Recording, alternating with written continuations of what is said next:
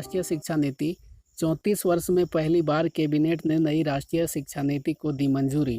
Cabinet ने करीब 34 वर्ष में पहली बार नई राष्ट्रीय शिक्षा नीति को मंजूरी दी है।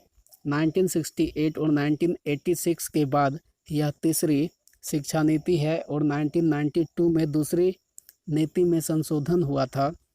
पूर्व इसरो प्रमुख के कस्तूरियन की अध्यक्षता वाले पैनल ने नई शिक्षा नीति का मसौदा पिछले साल केंद्रीय मंत्री रमेश पोखरियाल निशंक को सौंपा था। केंद्रीय मंत्री रमेश पोखरियाल ने कैबिनेट बैठक के बाद बुधवार को बताया कि मानव संसाधन विकास मंत्रालय का नाम बदलकर शिक्षा मंत्रालय किया गया है।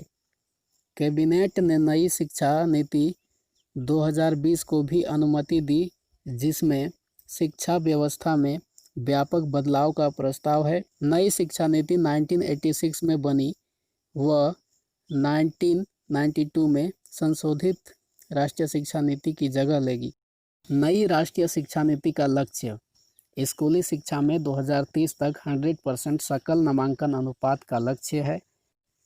उच्च शिक्षा में 2035 तक 50% सकल नामांकन अनुपात का लक्ष्य है।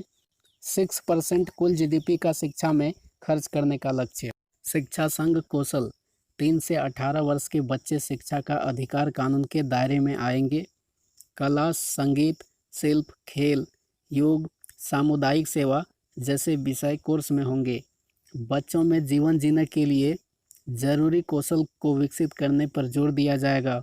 टीचिंग, लर्निंग और असेसमेंट में तकनीकी को बढ़ावा दिया जाएगा। पारदर्शी व ऑनलाइन शिक्षा को आगे बढ़ाने पर फोकस किया जाएगा। स्कूली शिक्षा 5वीं तक घर की भाषा, मातृभाषा, स्थानीय भाषा का विकल्प होगा।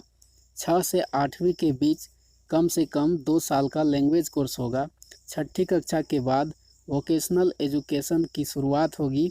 बोर्ड कक्षा का भार कम होगा। 2 भागों में बांटने का सुझाव है। समग्र मूल्यांकन पर आधारित रिपोर्ट कार्ड का प्रावधान है। पाठ्यक्रम में भारतीय ज्ञान पद्धतियाँ भी शामिल होंगी।